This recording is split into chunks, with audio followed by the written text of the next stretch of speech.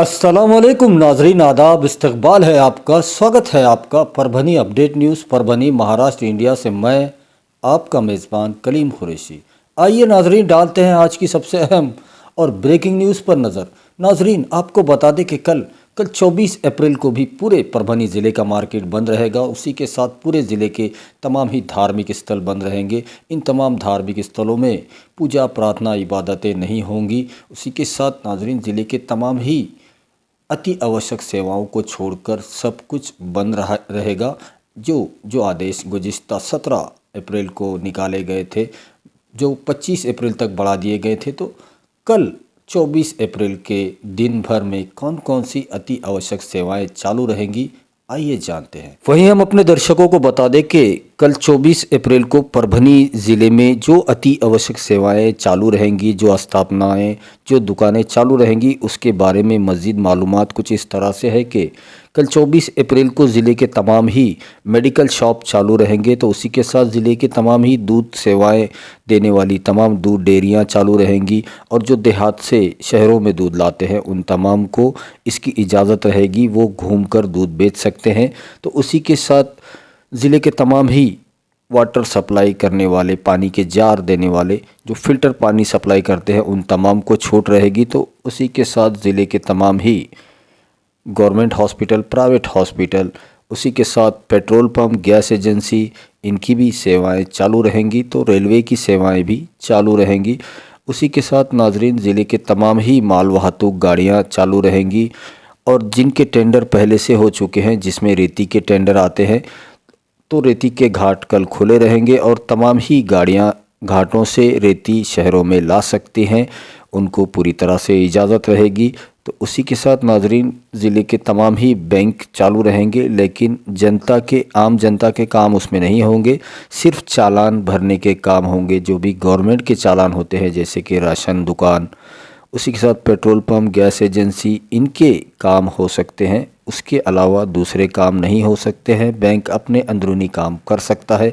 उसी के साथ ज़िले के तमाम ही किसानों को अपने खेतों में जाने के लिए पूरी तरह से छूट दी गई है, क्योंकि दो महीने का टाइम होता है, अप्रैल और मई का। इस दौरान खेती किसानी के काम करना ज़रूरी होता है। इसको देखते हुए ज़िला प्रशासन ने किसानों को छूट दी हुई है, और ये जो कड़े निर्बंध 25 अप्रैल तक के लिए लगाए गए हैं, ये ज़िले में जो कोरोना विस्फोट देखा जा रहा है, उसको देखते हुए इनको मज़ीद बढ़ाया जा रहा है। आज 24 अप्रैल के दिन ये तमाम सहूलतें रहेंगी। उसी के साथ जो ज़िले में हालात बद से बदतर होते जा रहे हैं, गुज़िश्ता कल यानी कि 23 अप्रैल को पूरे ज़िले में 25 लोगों की मौत कोरोना की वजह से हुई है, और ये अब तक का सबसे हाईएस्ट आंकड़ा है, एक दिन में 25 लोगों की मौत कोरोना की वजह से होने का।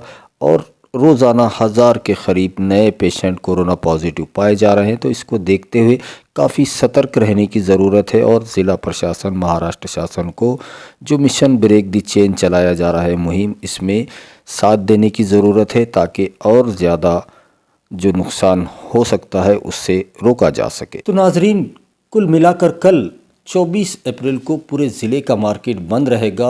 सिर्फ कुछ अति आवश्यक सेवाओं को छूट रहेगी, जिसके बारे में हमने आपको अभी बता दिया है। ये नाजरीन, डालते हैं आज की दूसरी सबसे अहम खबर पर नज़र।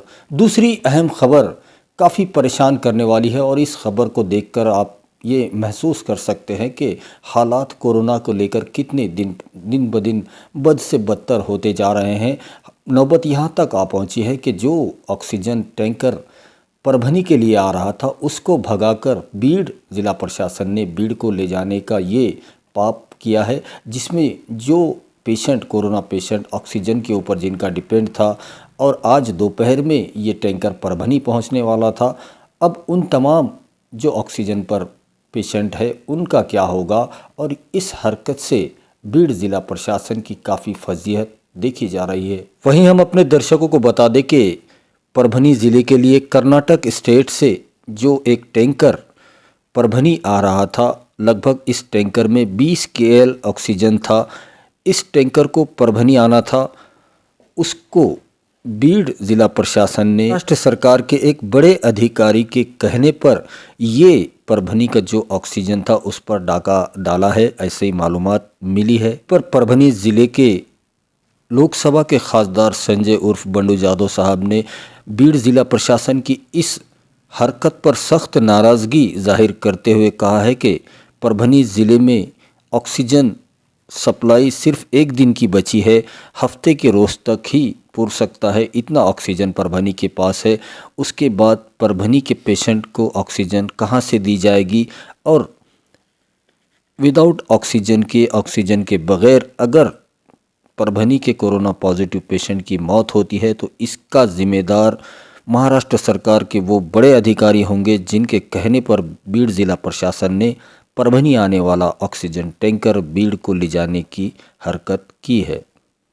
तो वहीं आपको बता दें कि बीड़ ज़िला प्रशासन की इस ऑक्सीजन चोरी की घटना पर और इस ऑक्सीजन चोरी की हरकत पर परभनी के ज़िला अधिकारी दीपक मुंगड़ीकर साहब, तो उन्हीं के साथ में परभनी विधानसभा के कार्य सम्राट आमदार डॉक्टर राहुल पाटिल, तो परभनी लोकसभा के खासदार संजय उर्फ बंडू जादव साहब, इन्होंने और तमाम ही लोक प्रतिनिधियों ने सख्त नाराज़गी जाहिर करते हुए बीड़ ज़िला प्रशासन की इस हरकत को गलत बताया है। तो वहीं पर महाराष्ट्र सरकार के उस बड़े अधिकारी ने हफ्ते के रोज़ तक यानी कि कल 24 अप्रैल तक परभनी को ऑक्सीजन सप्लाई कर दी जाएगी, ऐसा भरोसा जताया है। ये नाजरीन, डालते हैं आज की तीसरी सबसे अहम खबर पर नज़र।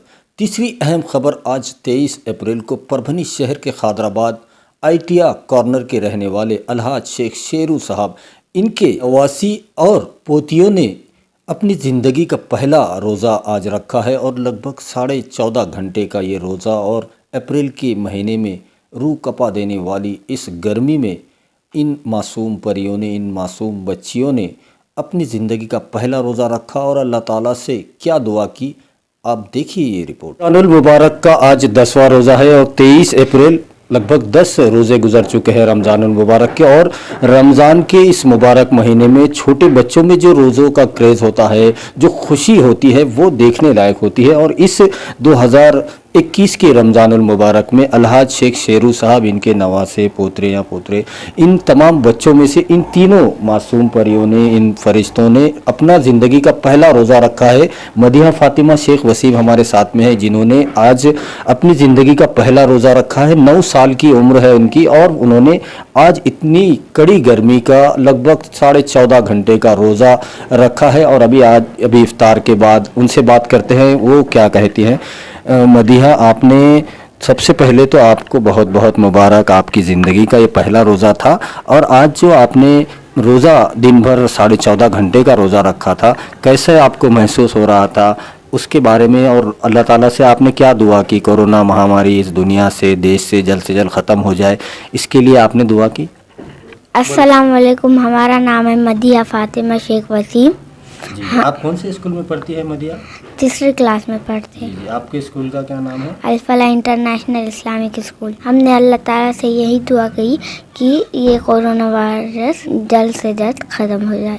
हमारे साथ अलीना फातिमा उमर खान हैं, जो 5वीं क्लास में पढ़ते हैं। लगभग 10 साल की उम्र में उन्होंने अपनी ज़िंदगी का पहला रोज़ा रखा है, और जो रोज़े की जो शिद्दत होती है और इस अप्रैल के महीने की जो गर्मी है, इस गर्मी के महीने में रमज़ानुल मुबारक का 14.5 घंटे का रोज़ा रखना ये काफ़ी चैलेंजिंग होता है। लेकिन इन मासूम बच्चों ने ये रोज़ा रखा है और अल्लाह ताला से दुआ भी की है कि ये कोरोना महामारी जो देश और दुनिया में हाहाकार मचा रही है, इसका जल्द से जल्द ख़ात्मा हो जाए, और सिर्फ अल्लाह की ज़ात के अलावा इस कोरोना महामारी को और कौन ख़त्म कर सकता है। हम बात करते हैं, सबसे पहले तो आपको बहुत बहुत मुबारक कि आपने आपकी ज़िंदगी का पहला रोज़ा रखे। क्या दुआ किया आपने अल्लाह ताला से? वालेकुम रहमतुल्लाह, हमने ये दुआ की है ये कोरोना वायरस जल्द से जल्द ख़त्म हो जाए। जी। आप कौन से स्कूल में पढ़ते हैं? मॉडर्न उर्दू स्कूल में पढ़ते हैं। अच्छा, आज का रोज़ा जो 14.5 घंटे का रोज़ा गुजरा है, आपको इसमें भूख प्यास कुछ महसूस हुआ? नहीं। सब अल्लाह का एहसान है, कुछ महसूस नहीं हुआ। क्या दुआ किया आपने? दुनिया पे जो इस वक्त सबसे बड़ी मुसीबत आई हुई है कोरोना वायरस के तौर पर, इस महामारी को जल्द से जल्द ख़त्म होने के लिए दुआ किया आपने अल्लाह ताला से? जी, कि कोरोना वायरस जल्द से जल्द ख़त्म हो जाए। हिजरा फातिमा शेख मोहसिन है जो ये 3 नन्ही परियों ने आज अपनी ज़िंदगी का पहला रोज़ा रखा है। हम बात करते हैं खिजरा से जो 5वीं क्लास में पढ़ती हैं। आप कौन सी क्लास में पढ़ती हैं?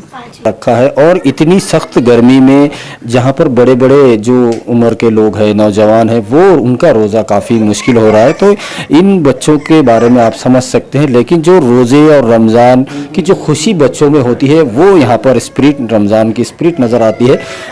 आपको आज दिन भर जो रोज़े में कैसे कुछ परेशानियाँ वो महसूस हुई, रोज़ा कैसा रहा आपका और दुआ क्या मांगी आपने? क्योंकि आपकी ज़िंदगी का पहला रोज़ा है और पहले रोज़े में जो दुआ मांगी जाती है अल्लाह ताला उसे कबूल करते हैं। तो आपने क्या दुआ मांगी, सबसे पहले क्या कहना चाहें? अस्सलाम वालेकुम रहमतुल्लाहि व बरकातहू। हमारा नाम हिजरा फातिमा है। हम अल-फलाह इंटरनेशनल इस्लामिक स्कूल में पढ़ते हैं और हमारी क्लास 5वीं में है। हमने अल्लाह से ये दुआ की है कि ये कोरोना महामारी इस दुनिया से चले जाए। अल्हम्दुलिल्लाह ये अल्लाह हमारी दुआ कबूल कर देंगे। रखना चाहिए, बहुत सवाब मिलता है रोज़े रखने से। जी, मॉरल सपोर्ट होता है रोज़ा रखने के लिए, वो सपोर्ट किससे मिला आपको, क्या कहें? जी, वो मदिया फातिमा ने हमारे साथ रोज़ा रखे, ये अलीना खान ने हमारे साथ रोज़ा रखे। जी जी। और आपको जो आपके दादा है अलाज शेख शेरू साहब, उन्होंने आपको हिम्मत बनाई कि कुछ नहीं होता, रोज़ा रखिए आप और अल्लाह ताला इसके आपको बहुत सवाब देगा। जी हाँ। आपने रखे, आपके दादा का भी काफ़ी सपोर्ट रहा। जी हाँ, जी, आपके वालिद साहब का, शेख मोहसिन साहब का, आपके चाचा, उनका भी भाई सपोर्ट बहन। था हमारे साथ। अच्छा।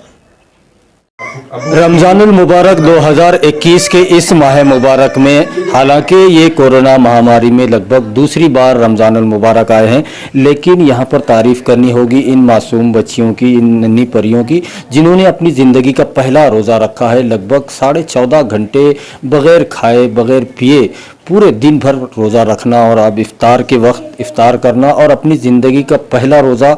और इस पहले रोज़े की पहली ये दुआ है कि दुनिया से और देश से जो कोरोना महामारी इस वक्त हाहाकार मचा रही है, उस बीमारी को अल्लाह ताला जल्द से जल्द ख़त्म कर दे। ये दुआ इन मासूम बच्चों ने इस रमज़ानुल मुबारक में और अपनी ज़िंदगी के पहले रोज़े के वक्त मांगी है। यकीनन अल्लाह ताला इन मासूम बच्चों की दुआओं को रद्द नहीं करेगा और इनकी दुआओं से जल्द देश और दुनिया से कोरोना महामारी खत्म होगी, ऐसी उम्मीद हम करते हैं। आइए नाजरीन, डालते हैं आज की चौथी सबसे अहम खबर पर नज़र। चौथी अहम खबर मेडिकल बुलेटिन है जो रोज़ाना हम आपको सुनाते हैं। तो आज 23 अप्रैल का मेडिकल बुलेटिन कुछ इस तरह से है कि अब तक पूरे परभनी ज़िले में 2,26,694 लोगों के स्वैब के नमूने लिए गए थे ताकि पता किया जा सके कि इन लोगों में कोरोना वायरस के कितने लक्षण, कितनी अलामतें हैं। ये देखने के लिए स्वैब के नमूने लिए जाते हैं। तो इनमें से जिनकी रिपोर्ट निगेटिव आई है, ऐसे लोगों की तादाद 1,95,870 बताई जा रही है। तो वहीं पर पूरे परभनी ज़िले में अब तक कोरोना की चपेट में आने वाले पेशेंट के तादाद की अगर बात की जाए तो ये आंकड़ा बढ़कर 29,973 पहुँच चुका है। 29,973 पेशेंट अब तक जब से कोरोना वायरस परभनी में दाखिल हुआ है तब से लेकर आज 23 अप्रैल तक 29,973 लोग कोरोना की चपेट में आए थे। तो वहीं पर इनमें से जो लोग पूरी तरह से डिस्चार्ज हुए हैं, ठीक हुए हैं, ऐसे लोगों की तादाद, ऐसे पेशेंट की तादाद 22,325 बताई जा रही है। तो वहीं पर पूरे परभनी ज़िले में जब से कोरोना वायरस परभनी में दाखिल हुआ है तब से लेकर आज 23 अप्रैल तक कोरोना की वजह से मरने वाले पेशेंट की तादाद की अगर बात की जाए तो ये आंकड़ा बढ़कर 754 पहुंच चुका है। 754 लोगों की मौत पूरे परभनी ज़िले में अब तक कोरोना की वजह से हो चुकी है। और अगर ज़ेरे इलाज पेशेंट की बात की जाए, एक्टिव पेशेंट की बात की जाए, वो पेशेंट जो कोरोना की चपेट में आज भी है और उनका इलाज परभनी के अलग अलग हॉस्पिटल में हो रहा है, ऐसे पेशेंट की तादाद बढ़कर 6,894 पहुँच चुकी है। 6,894 पेशेंट आज की डेट में एक्टिव है, परभनी के अलग अलग हॉस्पिटल में इलाज ले रहे हैं। और अगर आज 23 अप्रैल के दिन की बात की जाए तो 23 अप्रैल को भी कोरोना का कहर जारी है, कोरोना का जो हाहाकार है वो जारी है। आज 23 अप्रैल को भी पूरे परभनी ज़िले में अब तक का सबसे हाईएस्ट आंकड़ा जब से कोरोना वायरस परभनी में दाखिल हुआ है 2020 से लेकर 2021 के आज 23 अप्रैल तक सबसे हाईएस्ट आंकड़ा 25 लोगों की मौत एक ही दिन में पूरे परभनी ज़िले में कोरोना की वजह से हो चुकी है। तो वहीं पर पॉजिटिव मिलने वाले जो पेशेंट है, तो आज 23 अप्रैल को भी 943 कोरोना के नए मामले पूरे परभनी ज़िले में पाए गए हैं। तो वहीं पर आज 23 अप्रैल को 532 लोगों को डिस्चार्ज भी दिया जा चुका है। तो ये मालूमात थी जो आज 23 अप्रैल का मेडिकल बुलेटिन जो प्रेस नोट निकली है, जो परभनी के सिविल हॉस्पिटल के सीएस डॉक्टर बाड़ा साहब नागरगोजे और परभनी के ज़िला अधिकारी दीपक मुंगड़ीकर साहब, इन दोनों की हस्ताक्षर से रिलीज़ की जाती है, निकाली जाती है। इसमें ये तफसीली मालूमात दी गई है, जिसकी मालूमात हमने आपको दे दी है। वहीं हम अपने दर्शकों को बता दें कि परभनी ज़िला प्रशासन और ख़ास तौर पर परभनी के ज़िला अधिकारी दीपक मुंगड़ीकर साहब, इनके जानिब से पूरे परभनी डिस्ट्रिक्ट की जनता से अपील की जा रही है कि जो 3 सूत्री मुहिम महाराष्ट्र शासन की तरफ से चलाई जा रही है, जिसमें मास्क लगाना कंपलसरी किया गया है, सैनिटाइज़र का इस्तेमाल करें और एक दूसरे से सुरक्षित अंतर ज़रूर रखें। उसी के साथ माज़ा कुटुंब माजी जवाबदारी इस मुहिम में भी अपना पूरा सहयोग दे। अपने घर वालों का, ख़ानदान वालों का, दोस्त परिवार का कोरोना टेस्ट ज़रूर करवा ले। ऐसी अपील जिला प्रशासन बार बार आपसे कर रहा है। वहीं हम अपने दर्शकों से ये गुजारिश करते हैं, ये अपील करते हैं, ये रिक्वेस्ट है हमारी आपसे कि आप हमारे चैनल परभनी अपडेट न्यूज़ को सब्सक्राइब ज़रूर करें, लाइक करें, शेयर करें और कमेंट तो ज़रूर करें, ताकि आप दर्शकों की राय हमें मालूम हो सके। और बेल आइकन का बटन दबाना ना भूलें, ताकि आने वाली हर खबर सबसे पहले आपको मिल सके। तो अपना बहुत बहुत ख्याल रखिए, ज़िला प्रशासन की गाइडलाइन का पालन कीजिए, अपने घरों में रहिए, सुरक्षित रहिए और एहतियात कीजिए, ताकि आपको इलाज करने की ज़रूरत ना पड़े। और मुझे दीजिए इजाज़त, आप देखते रहिए परभनी अपडेट न्यूज़।